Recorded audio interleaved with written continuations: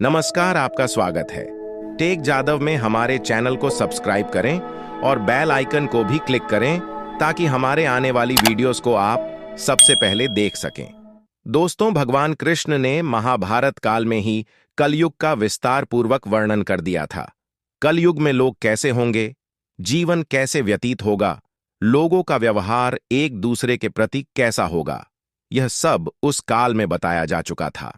यहां हम प्रस्तुत करेंगे भगवान कृष्ण द्वारा कलयुग के बारे में बताई गई 5 कड़वी बातें जो आज 100% सच हो रही हैं। महाभारत काल में पांचों पांडवों के मन में कलयुग के बारे में जानने की जिज्ञासा थी। उन्होंने एक बार भगवान कृष्ण से पूछा कि कलयुग में मनुष्य कैसा होगा, लोगों के विचार कैसे होंगे और मोक्ष प्राप्ति कैसे होगी।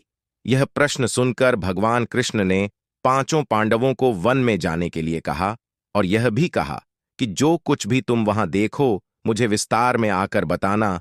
पांचों भाई वन में जाकर वापस आए और भगवान कृष्ण को क्या बताते हैं, चलिए जानते हैं।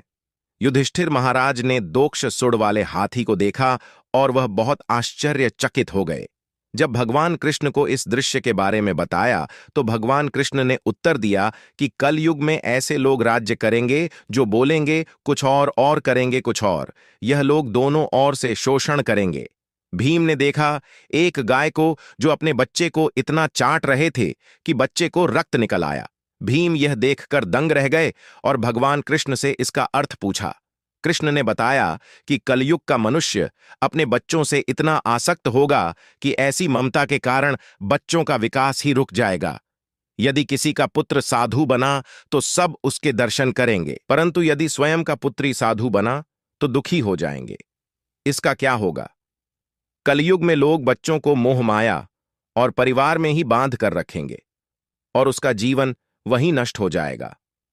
फिर भगवान ने वास्तविकता बताते हुए कहा कि तुम्हारे पुत्र तुम्हारे नहीं बल्कि पत्नियों की अमानत है। पुत्रियां उनके पतियों की अमानत हैं। यह शरीर मृत्यु की अमानत है और आत्मा परमात्मा की अमानत है।